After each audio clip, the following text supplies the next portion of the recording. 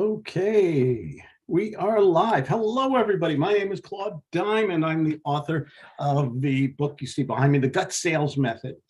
I'm a true believer that sales is the $1,000,000 skill.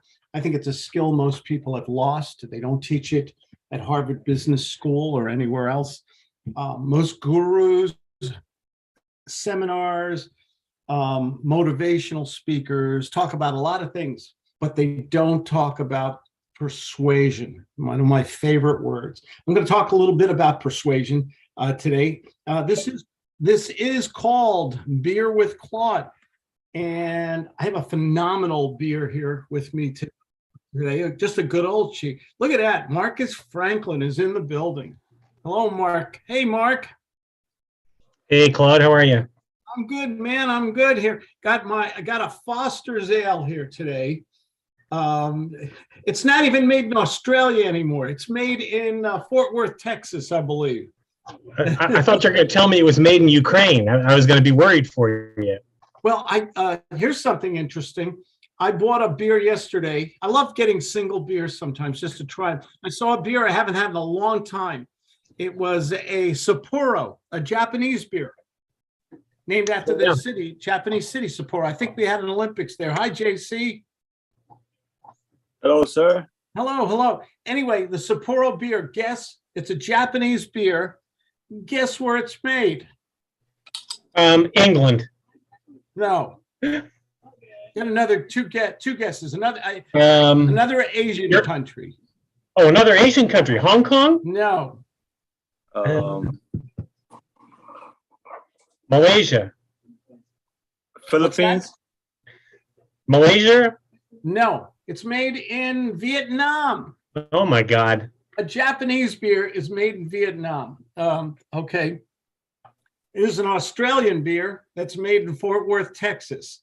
There you go. By the way, 2 for $4 at a Lowe's supermarket here in Pinehurst, North Carolina, where I am right now. Aren't you guys having bad storms back there? In Pinehurst, in North. Now we've been having storms on and off every day. I forgot. I came here from Colorado. It was 37 degrees in the morning when I left Denver, and I come here and it's 85 to 90 degrees and unbelievable humidity. Wow. Yeah. No, we had a beautiful one here yesterday. 50-mile-an-hour winds, rain. It was 95 in the morning, and today it's 77. You got to love that. But you're in the Soviet Socialist Union of I know. California. I mean, we're under that influence of Hurricane K in Mexico. Wow. Yeah, it was bizarre here yesterday. You know who I'm the happiest for when that happens in California? The weathermen. They have nothing to talk about in California, if you think about it. Yeah, there were weather alerts every 5 minutes. Absolutely nothing to talk. So anyway, and speaking of lovely things here, how about Christina Karen Castle? I'm sorry, now that you taught me your other name is Karen, I've got to go in there. Always a beautiful 26-year-old smile. Oh, thanks. Good to see you. See, I listen. I do things that, the older I get, the more I'm trying to learn how to listen better. Unfortunately, I'm only 26 for another weekend. So. Oh no! Yeah. Don't get to that first hill. That 30-year-old one. No. You know what? 30, flirty, and thriving, right? So. Age is just a number. There you go. I really mean that. I'm not kidding. I am here in North Carolina. We have a home here in North Carolina. We got it because Claudia's mom, who's going to turn 96. Wow. And this woman is pardon my language, she's a New Jersey shit kicker like me and my wife and everything. And this woman is so intelligent and so sharp still at night, almost 96. She has physical challenges, but she's so sharp. I could say the same thing about my grandfather. I remember talking with him, and he used to talk about the Trujillo era, which was like a dictator in the Dominican Republic. And he would speak about those times like it was yesterday. And I remember asking, like, yo, Grandpa, how old are you again? He's like, 96. I'm like, wow, that's amazing. I wish I could make it to that age like that, You can learn a lot listening to the old timers and listening to their values and history. Mhm. I love listening to the history of the old time, the great generation. I love Claude, you're going to love this one. I was on a call the other day, and one of my friends, we were on a call with maybe 50 people, and she said, who here knows what a Nazi is? Nobody raised their hand. This is all younger people. They had no clue. They had no clue about history at all. You know, I forgot who said it. Darn, if it was Churchill said, if we don't learn to respect history, we serve to repeat it. Yeah. Mhm. Very profound. What does that mean? We'll make the same mistakes everybody made over and over again. You know, so I'm really big on studying. I love history. I love the American Revolution and everything. Here, a bunch of farmers defeated the greatest army in the world. How did they do that? They wore them down. You know, they wore them down by doing guerrilla warfare. It sounds a lot like what's going on in Ukraine right now. I heard they're on the offensive and they surprised a bunch of Russians, and Russia had to mobilize all kinds of troops and reserves, and they were surrounded. I don't know what finally happened, but yeah, same thing. How about Vietnam? The French were there. We came in there. Supposedly 50,000 American men and women are on this walls in Washington. And today, they're our good friends. And you're buying Foster beer from them now. What's that? You're buying Foster's from them now. I'm buying Foster beer from, not Foster, Sapporo. Sapporo. Japanese beer is made in Vietnam. How about that? Yeah, there you go. And everything like that. Speaking of beer, here, just because it is called Beer with Claude, this is my 2 for $4 Foster's. Look at this thing. It's like an oil can. It's 25 ounces. It says it's a lager, but it's hoppy. It's got the smell. It tastes like a more expensive beer, actually. It's a bargain. It's a good beer. So I salute everybody. I Cheers. toast everybody's good health and continued prosperity. There, while you're drinking your Diet Dr. Pepper there. Diet Coke. And Jason, Too early. tell us about the Blue Yeah, Moon. Blue Moon, that's good. I love Blue Moon. I don't get Yes, Blue sir. Moon, but but it's very popular. A lot of my friends in Colorado drink it. JC, where's the orange? You got to have orange with that. I know. I'm missing out on that one. Why do you need an orange, by the way? I don't know. Is it made with orange, JC? I don't know the whole story behind it. Me neither. I mean, I know they always serve it with an orange. Yeah. Have no idea. Maybe I gotta Google that. How come you need a lime with Corona? It's supposed to be Explain like a palate cleanser. Yeah, there you go. Palate Yeah. cleanser. Yeah, Okay. like you take a bite out of the orange and then you take another sip out of your beer. It's supposed to refresh the taste buds. I don't think I ever had a Blue Moon. It's a wonderful beer. It almost has a sweet, tell me if I'm wrong, JC, almost has a sweet honey-like flavor to it. Yeah, I agree. Right? You get that out of that too? And Christina, you've got to have one of your famous tequilas there. Is there a cup around there? Christina, where's your tequila? Donde está tequila? I don't have tequila here in this house. Here we go. I poured one for you, a Centenario. Thank you. And I'm going to send it through the, I'm not technologically that sharp, but I think they did it in Star Trek all the time. Can't I just beam this over to you? Yeah, I hope teleport. so. Yeah, bring it Can I over. teleport it? Where's the teleporter? Why don't we have teleporters? We should. We should have some good inventions. We haven't had a good thing. We haven't had a good invention since Steve Jobs died. Yeah. Yeah. Hey, think about Star Trek on TV, Claude. Remember the communicator? Everyone was laughing at the communicator. Yeah. All of a sudden, we had flip phones. So we'll have a teleporter. I would pay good money, like Yeah. not to do an airplane. Yeah. I really like the Don Julio 70. I just tried it. I was in Mexico 2 days ago, and I just tried it. It was real good. Pardon my language. That shit is expensive. I was studying the tequilas yesterday. I'm in North Carolina. I didn't think tequila would be big here, so I picked up a bottle because I always love a bottle of tequila, and I could not believe the select. There was 2 aisles of tequilas, in Pinehurst, North Carolina. This is bourbon, Jack Daniels country, okay? Yeah. Moonshine country.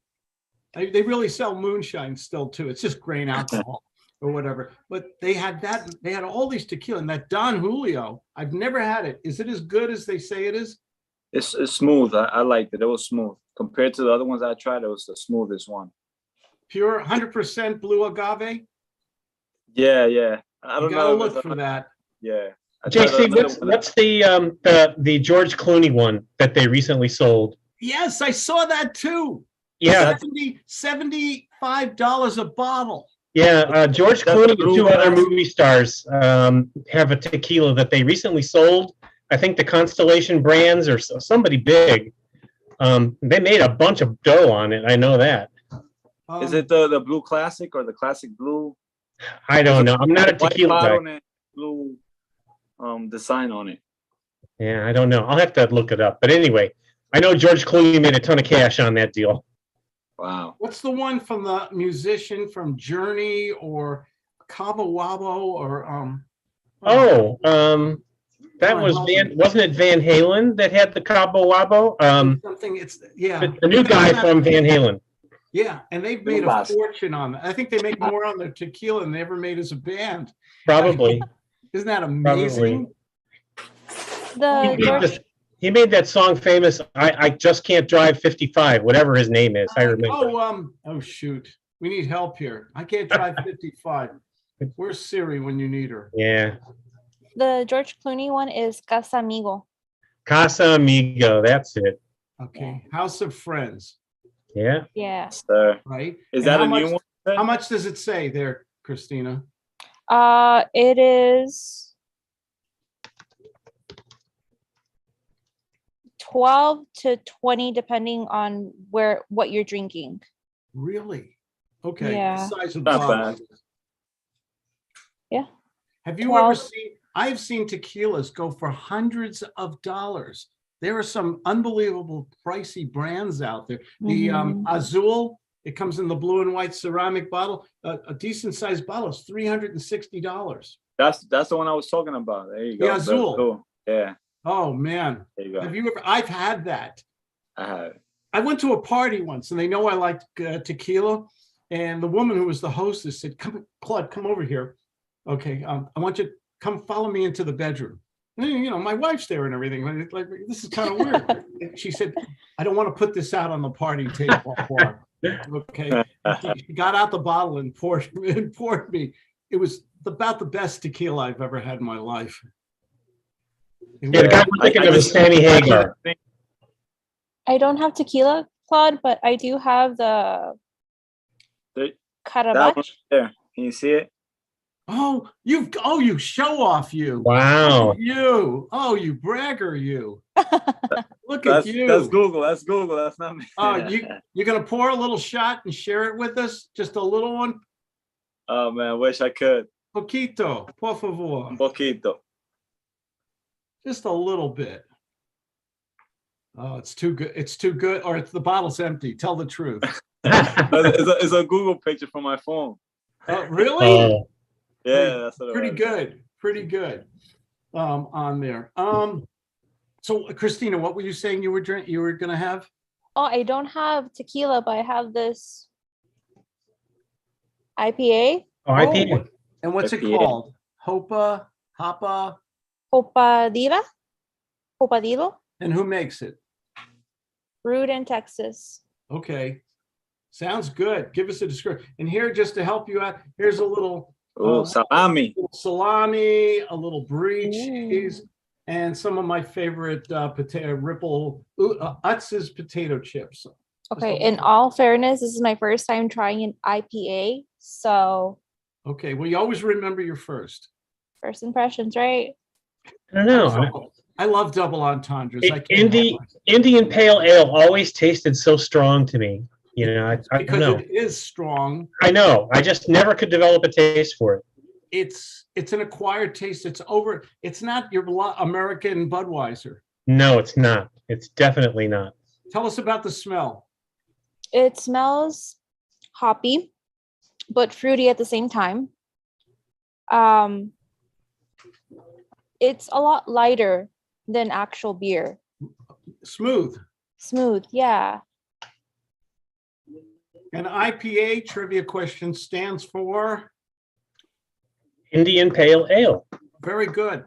And I believe it was developed in India during the British colonial times, and they developed it to preserve the beer, to keep it fresh, something like that. Something That like I don't know. it has a history. Well, the Indian culture is also known for whiskey. Those guys love their whiskey. Indians Really? made Oh, yeah. Asian Indians made whiskey. I didn't know Not that. ancient Indians. I'm talking about the India of today, like Mumbai and all those cities. Yes, I very did not much. know that. Very much a whiskey culture. What kind And of whiskey? Japan too. What? Oh, Japan is famous for their whiskeys. Yeah. Oh yeah, yeah. But when you say whiskey, that can mean a lot of different Yeah. things. What do True. you when you say whiskey? What do you mean? I'm thinking more like bourbon and scotch. Okay. Yeah.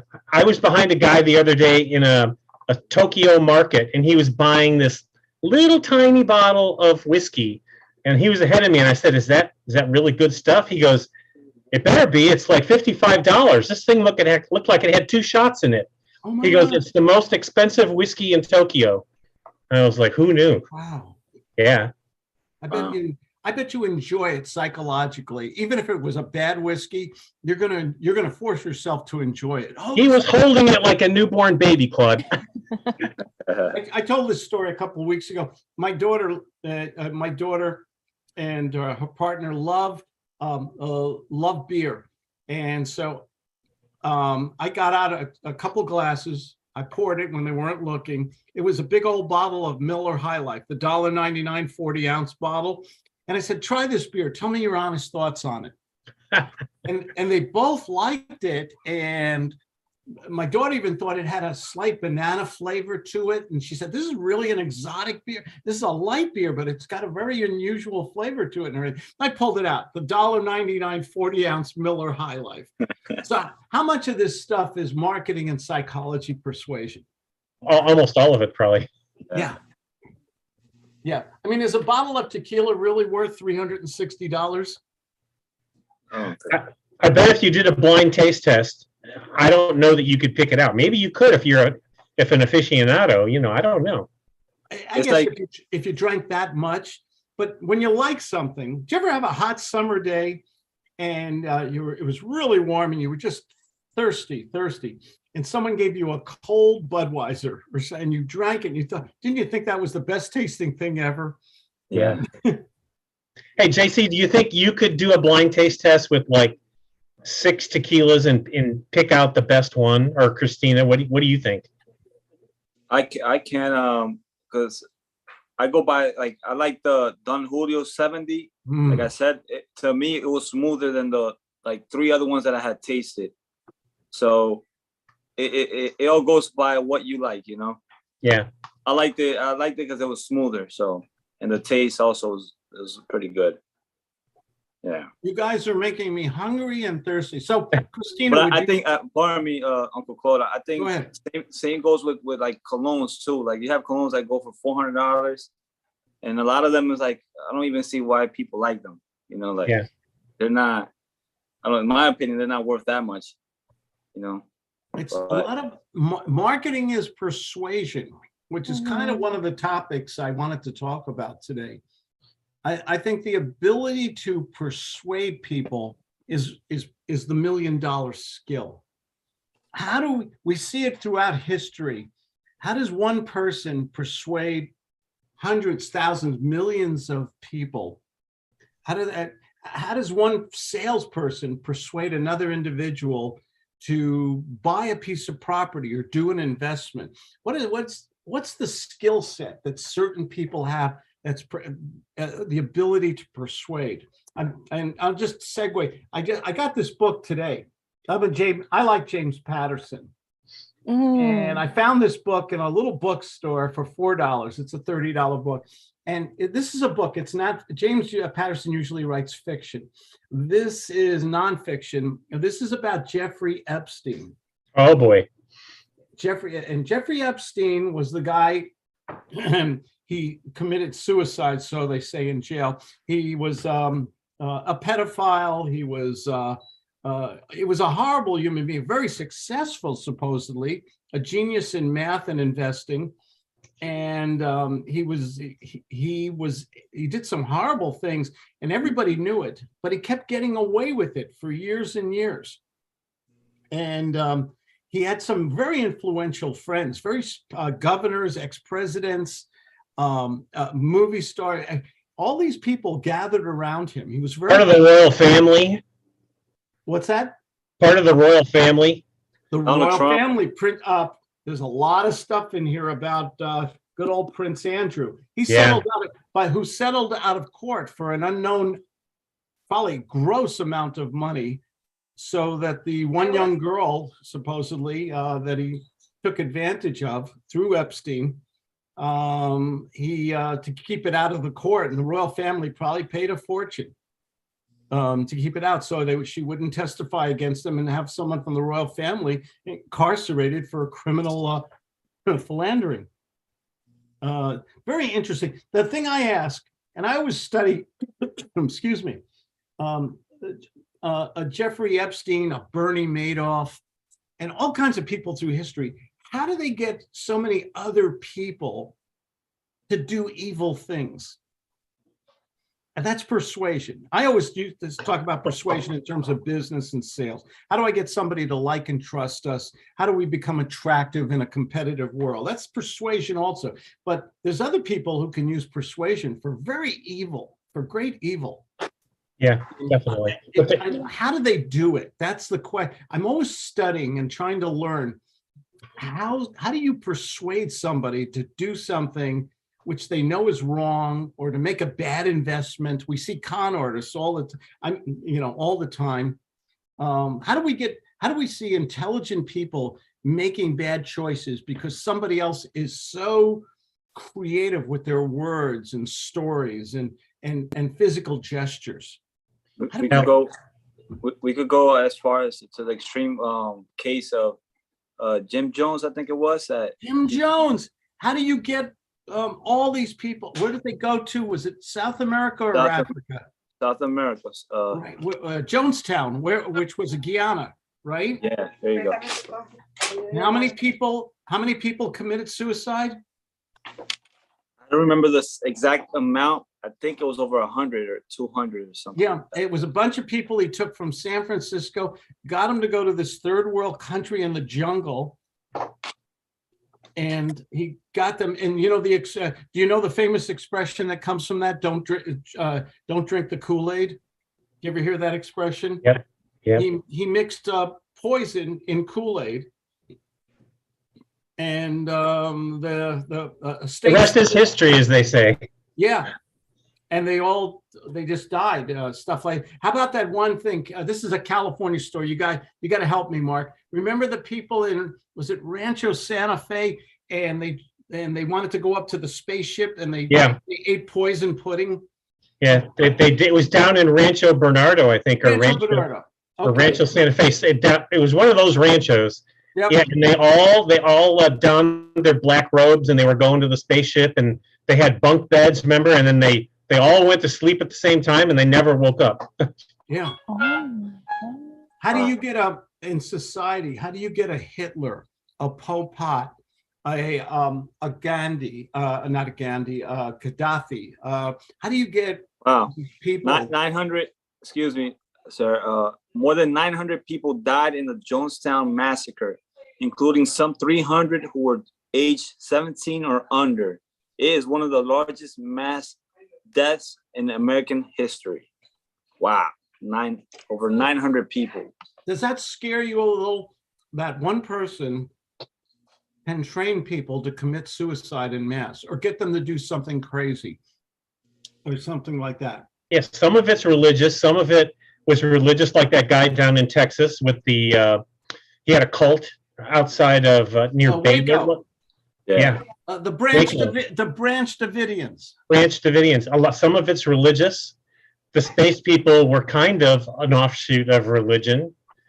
I don't know. It's religion coupled with possibly greed and a following to go somewhere where they can't get to themselves. They're looking for some leader, you know. Yeah. Same thing like a Bernie Madoff. Bernie Madoff. For 20 years, he got the smartest, most well-educated, successful people in the world to give him hundreds of millions, billions in the end, give them money. On the day before he was arrested, one CEO of a company gave 200-something million to him. How can one person persuade? That was greed. That was all greed. The market can get you 8%. I'm going to get you 20%. Yeah, but wouldn't common sense say, Mark? But yeah, you're saying that, and Claude, it's here today. It's here today with all these, with Voyager, Celsius, all these Bitcoin companies. Lend me your Bitcoin. I'll give you 18% interest, and you're going to make 0.1% interest at the bank. It's going on right now.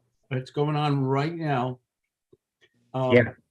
You know, I'm amazed at this power of people who know how to use the right words the right way, ask the right questions. I based my whole gut sales method on learning how to ask questions the right way. You guys know we blend in stroking and nurturing and redirection, and we try to get to the subconscious where we're putting pictures in their mind that they can so they almost feel like it's real. You know, we always do the example of food. Okay, what's your favorite food, Christina? I do this to you all the time. Let's go with wings. Wings. Chicken wings, yeah.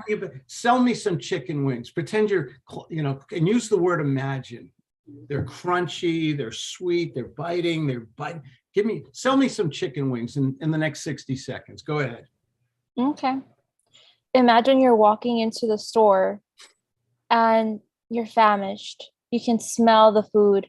You already smell and hear them deep frying the chicken. Yeah, the sizzle. Oh yeah.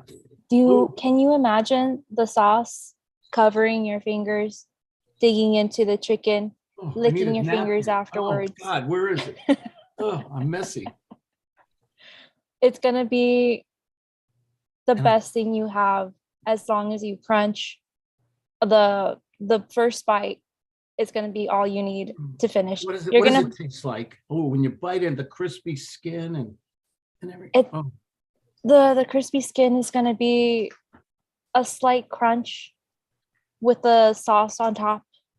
The sauce is going to be the sweet and spicy barbecue. Wow. It's smoky flavor after it being. Stop. Oh, you cruel woman, you. I'm hungry. Me too. What is Christina doing so well right now? Putting pictures in your head. Tell me you wouldn't you love a bucket of those wings right now? I want to get them right now. Right now. Yeah. Let's go to Wingstop.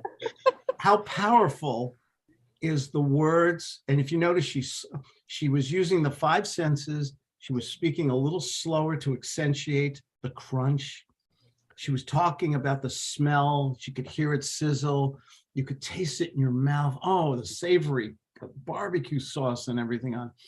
When you combine all these nuances with maybe a physical gesture, if you're on camera or you're in front of an audience, and you it's so good. Oh my good.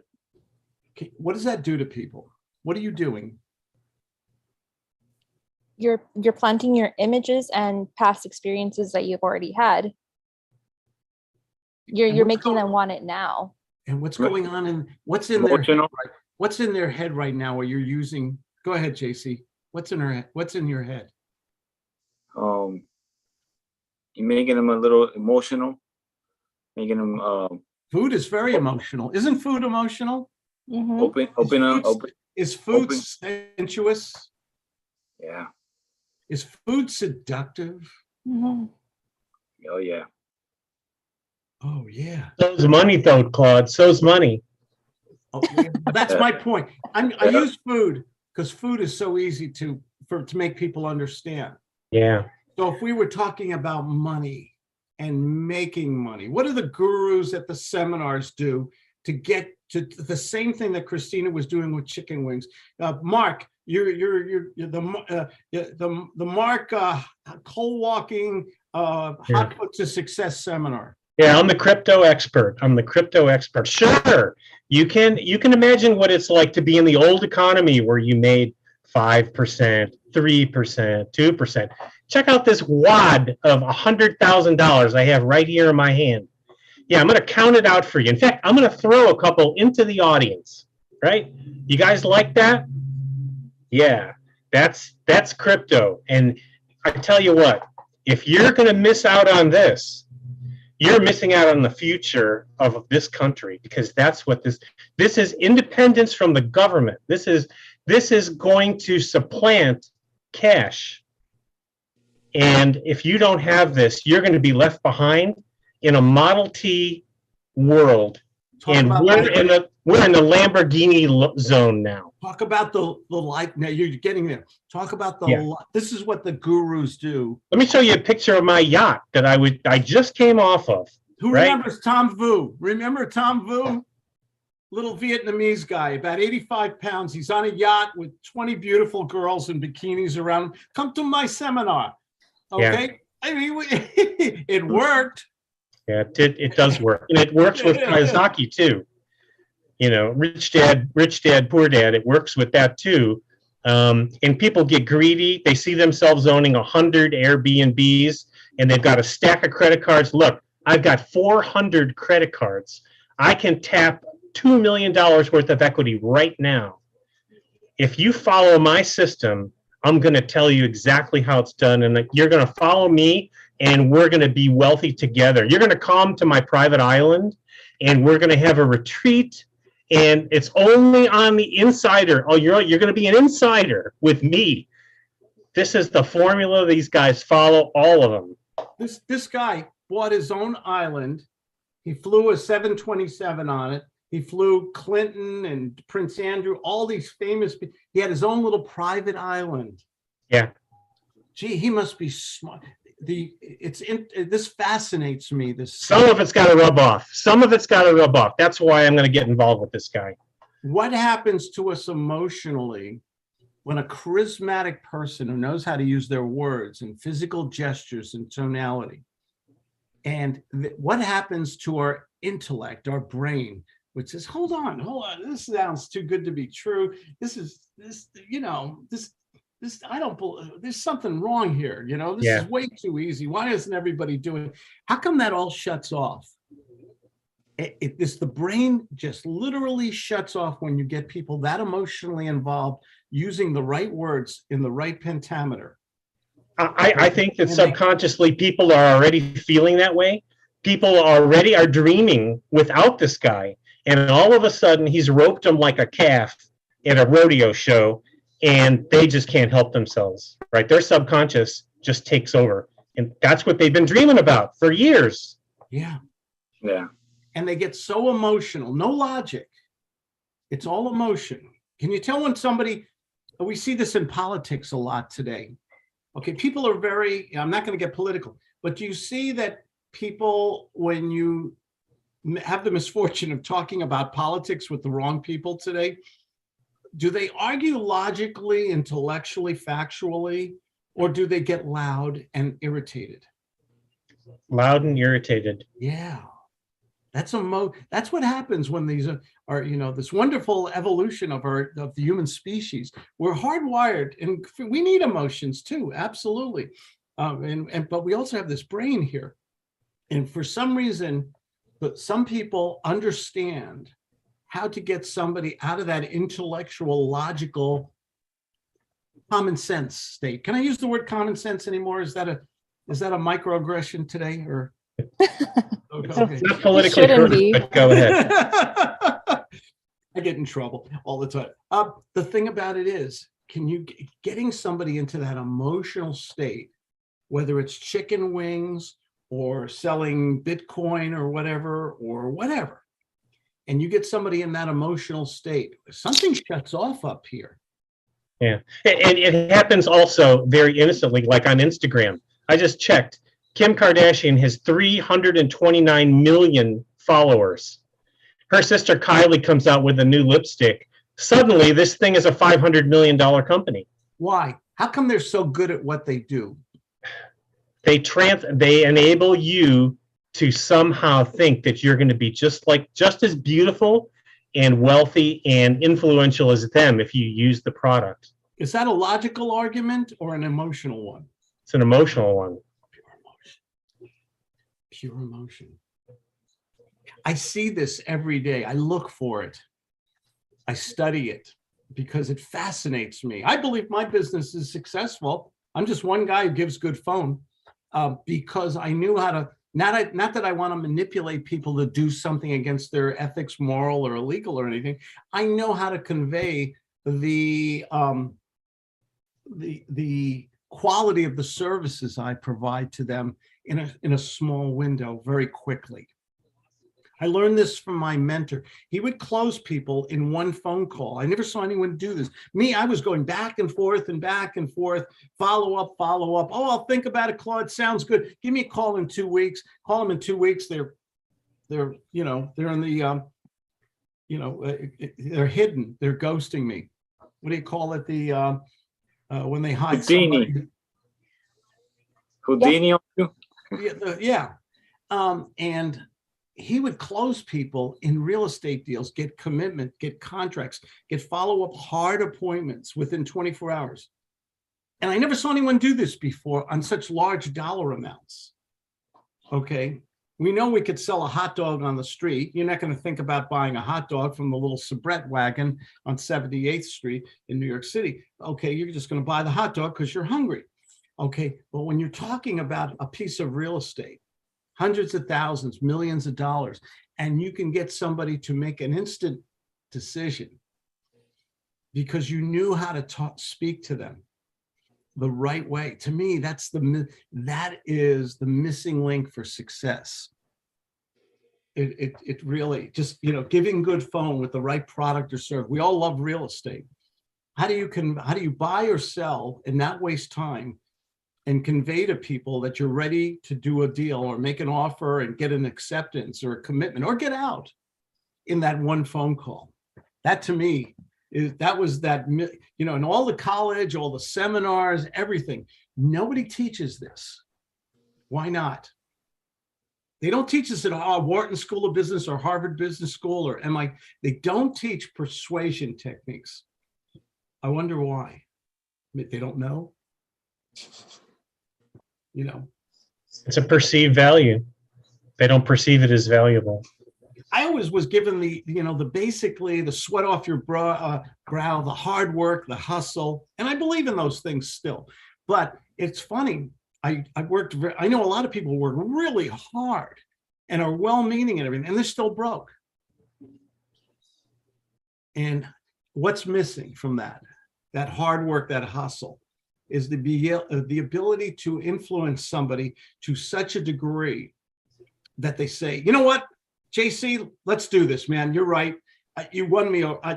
This makes sense, man. You're giving good value. I just feel so good about you. I like you. I trust. What do I need to do? What card do you need? Do I have to sign anything? What do you want to do? That where you cross off. Did you ever have that in your life where you just made that decision? Somebody said the right word, the right way at the right time. And you said, I'm tired of shopping around and let's just do this. You're right. I'll buy it. Let's do it. That's a hell of a power, isn't it? Yeah, definitely. And some people understand it and practice it and utilize it all the time. You don't have to be the brightest star in the sky.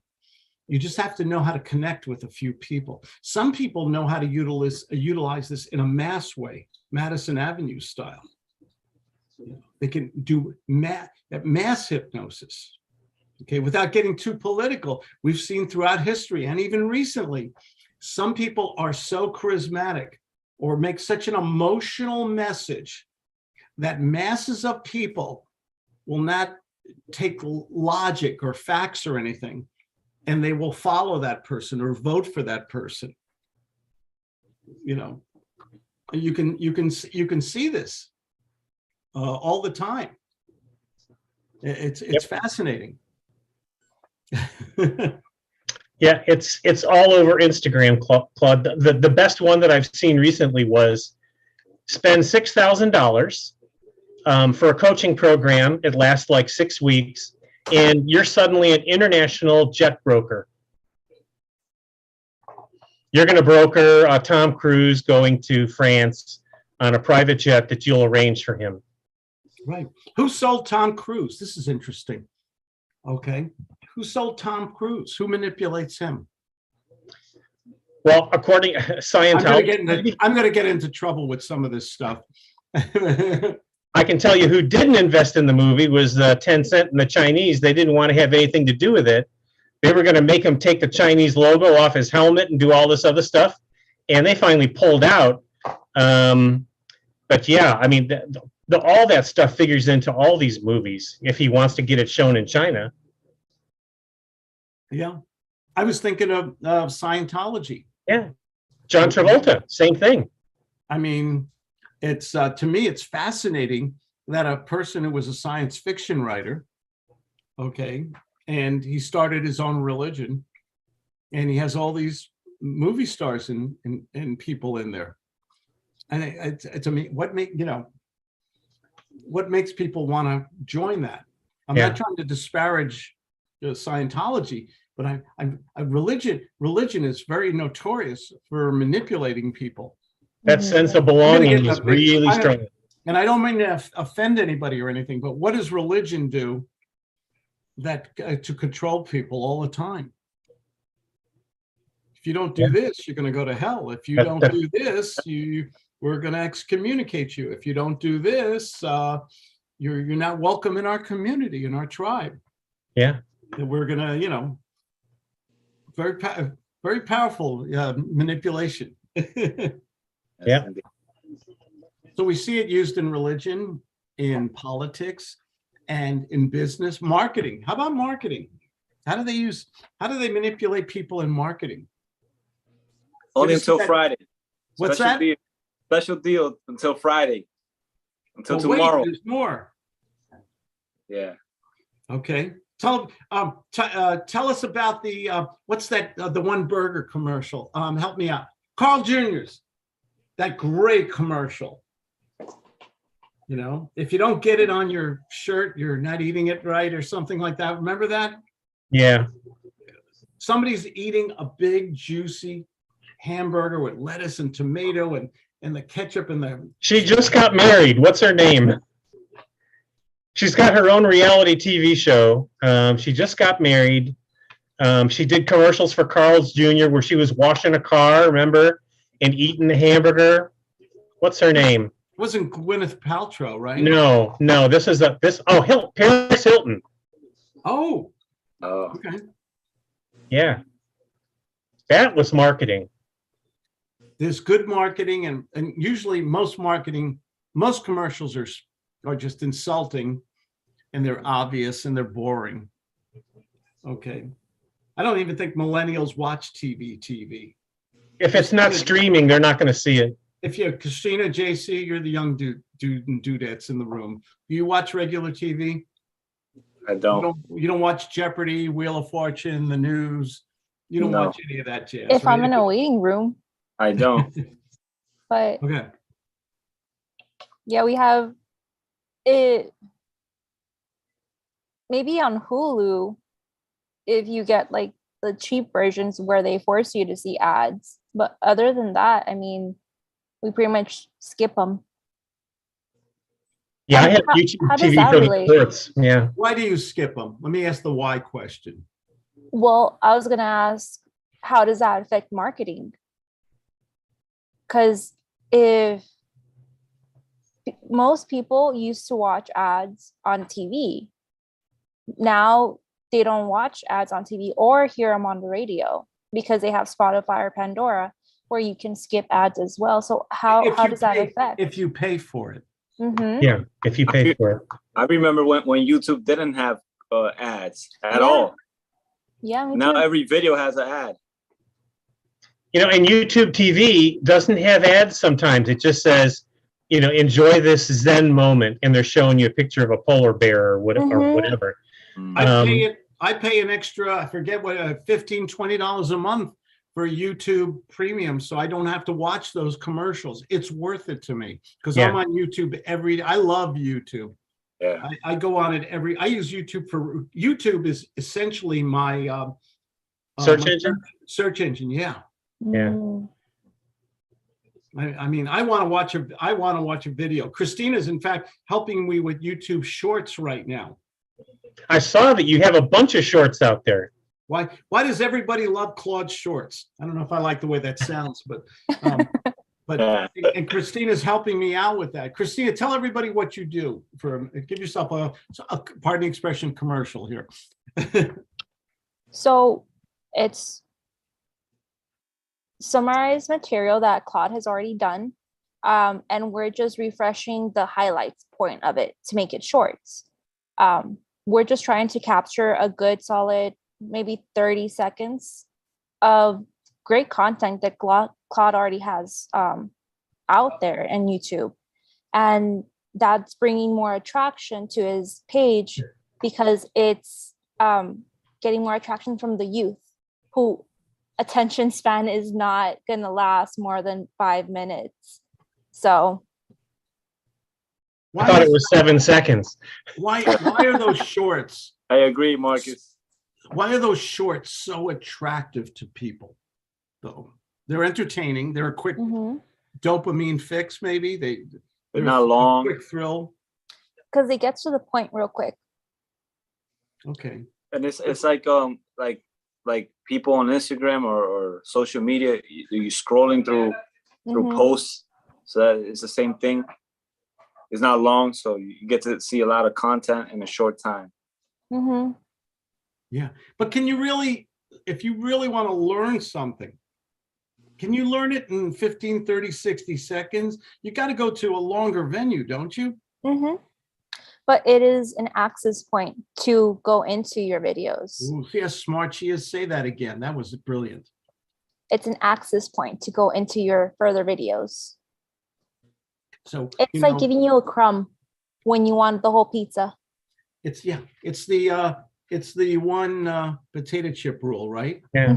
It's like a glossary or an index. So people who have never heard of me are seeing Crazy Claude videos, okay, and they're saying, gee, that was interesting or entertaining or informative. Let me listen to his others. Let me hit the subscribe button. Let me go to his webpage. Let me buy a $35 book from this guy and learn more about persuasion and sales techniques. Let me call up this guy and schedule from this webpage for a free 15-minute consultation. How much has marketing changed where we can't just take for granted the prospect and we have to earn their trust in little baby steps? Yeah, definitely. This is a big change in the culture out there. Big change. And since I've always done videos, but they were longer, 2, 4, 6 minutes. I have some 60-minute videos out there. And I have seen a significant increase in my prospects, quality prospects, going to my webpage, buying my products, scheduling with me, calling me, new clients, and new deals in real estate, since I've been doing this type of marketing. And guess how much it costs if you do it yourself? Christina, I hope you're charging them a ton of money. Actually, she was very smart. She negotiated a very savvy deal. This is a smart young woman. She's now part of Claude Enterprises. I have people in companies paying me up to $25,000 a year. I am not inexpensive. I try to give people greater value than they pay for. But how do you attract that vertical clientele that you're looking for instead of wasting a lot of time and money on cold calling or interrupting people's pot roast dinner? And Facebook ads. Yeah. You could spend $1 million on Facebook ads and not do anything really. I mean, you gotta persuade and make them emotional. And this way you don't even have to do much of the persuading. The video is doing it for you. Yeah. So you're hoping to evoke something emotional in people. Wow. this has got value. This is interesting. This is entertaining. I want to learn more about this person. They, and hopefully they'll subscribe or click or follow you. And you build that brand, that loyalty. Mm-hmm. What's a good prospect worth? Wow. In your business, Claude, it could be worth, I don't know, a couple $100,000. Yeah. Yeah. Depending on what you're selling and how big the property is. I mean, yeah. We did a deal in California that made almost $400,000 based on a relationship with another person. Okay. What's one good prospect worth? Mm-hmm. yeah, it might not be that guy. It might be someone that guy knows. Mm-hmm. Yeah. Do we need to be real busy with unfulfilling marketing and prospecting and spending money and time and getting all that rejection, or would you rather speak to one good person a day? Well, that one good person, of course. Yeah. Oh, and now that we're on the topic of shorts, Metricool, I'll text it to you or message you too. Metricool and Hootsuite lets you do in multiple platforms. Ooh. So tell everybody about that. One of my problems that I brought to Christina was I'm doing everything manually. mm-hmm. Okay. I'm making a video, I'm editing it, I'm uploading it to YouTube. But where the power is when you can get it into all Instagram and LinkedIn and Facebook and Twitter, and now get it into the other short media vehicles like TikTok, Instagram, and what am I missing? Facebook. Well, no, you have pretty much everything. Yeah. So on YouTube, Facebook, Instagram, TikTok, Metricool and Hootsuite are two programs that let you submit the video once, and it applies to all those different social media outlets. It time saver, of course. Isn't that amazing? Yeah. So you could do one video, 15 to 60 seconds. Mm-hmm. You can upload it, and then you can share it on 10, 15 different platforms. Mm-hmm. And if it's a hit, if it's a good one, and maybe you have a text in there where they can call you, text you, go to your webpage, they get something for free. We call that an incentive. What is the brilliance of that kind of marketing, the strength of that kind of marketing? Mm-hmm. This is good stuff. This is good stuff. Must be the beer I'm drinking. Must be that Texas beer. Yeah, that Texas beer, Foster's, and that Texas IPA. Yes, that definitely IPA. We got a few minutes left. You guys have a topic or a question or anything you guys want to talk about? Just a little bit on the other programs that I just mentioned. It actually does analytics for you, so it'll tell you where you're getting your views from and how many views you're getting from what video, from what Instagram site or a Facebook site, or wow. So just how putting important that are analytics in your marketing? Hmm? How important are super. analytics to most people? Do most people use analytics? I don't think so. That's KPIs, right? Yeah, it depends. Someone like Kim Kardashian has probably got a staff using them, right? Yeah. People like me, I probably wouldn't. I'm not using analytics at all. Oh, okay. Occasionally on LinkedIn, I'll see what's going on, how many people, how many views, what countries. That's always really interesting. Yeah. So. America, Canada, Mexico, and India. For some reason, I get a lot of, I don't know why, I get a lot of views from India. They want to invest in properties here. Really? Yeah. That China, they want to get the cash out of China and get it into U.S. properties. It's more difficult now than it was a few years ago. But I would think India and China are big. But why is that? Why do they want to get it out of China? Because they're controlled. They're highly controlled in China. They've got telephone poles with like 20 cameras on it.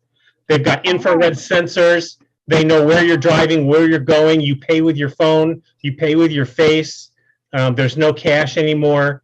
They control you. They know exactly who you are, how much money you have, and what you're doing. which is why they want out. Oh, that's horrible. Yeah. Yeah, I get it. There was just an article in the Wall Street Journal about it. I'll send it to Claude and he can disseminate it. I love the Wall Street Did you Journal. see that one that they had with the cameras on the pole and the? No. How long ago? It was like a week ago. Okay, I missed that one. I'll look it up. I'll send you the title and you can look it up. Yeah. And why do they have all those cameras on all those poles to watch all those people? Control, neighborhood control. They're watching crime. They even go down to the point of if you try to open up a stall on a street selling food, it gets flagged and some guy from the community comes and shuts you down because of that camera on the pole. And I love street food. I know. They're ultra control freaks. Wow. You ever watch that on YouTube? All the street food videos. Yeah. Oh, I love those. You ever watch Mark Wiens? He lives in Thailand. He's from America. He married a Thai girl, and they travel all over the world. And he just goes around eating street food all over the world, and it's really fun. I'll have to look that up. Singapore's real big for that too. Mm-hmm. Some of these culture. Some of these, I worry about. Some of the street food they eat, though. Maybe I worry. Maybe I'm a germ phobe or something, but I worry about. Do people wash their hands? Do they clean the?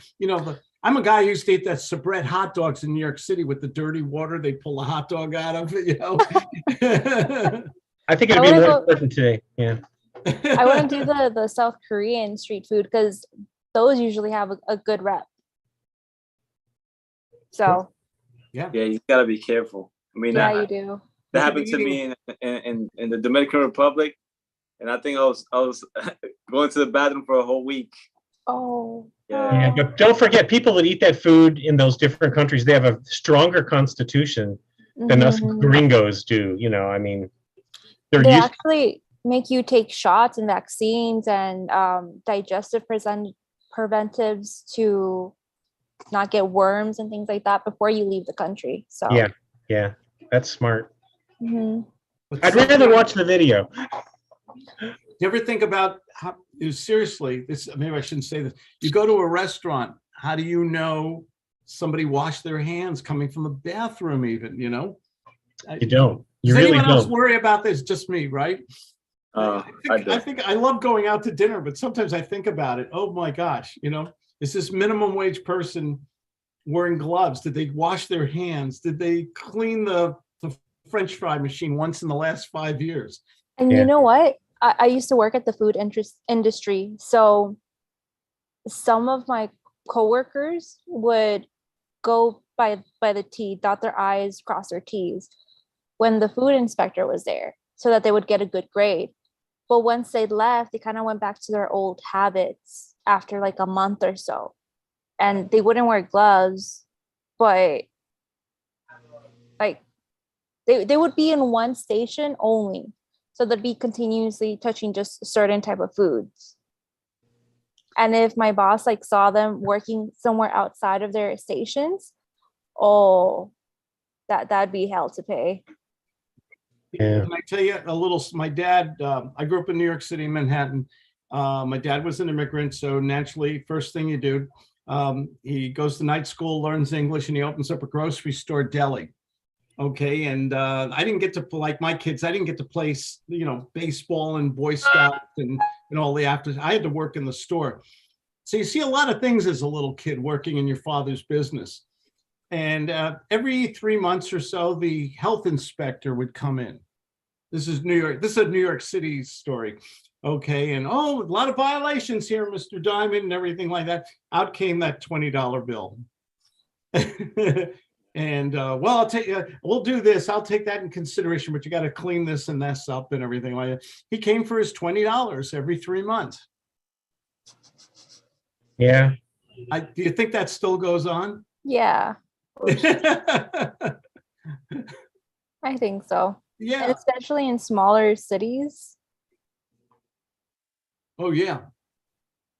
I remember the police came in all the time. The policeman's ball tickets in New York City, they used to sell these tickets and you had to buy a whole bunch of these tickets for, I think they were like $5 a piece in those days. And you're going to take 5, right, Mr. Diamond? 25 bucks. It was a lot of money at one time. And you had to buy those, and he'd go to the bar and the dry cleaning and the laundry and the deli and the grocery.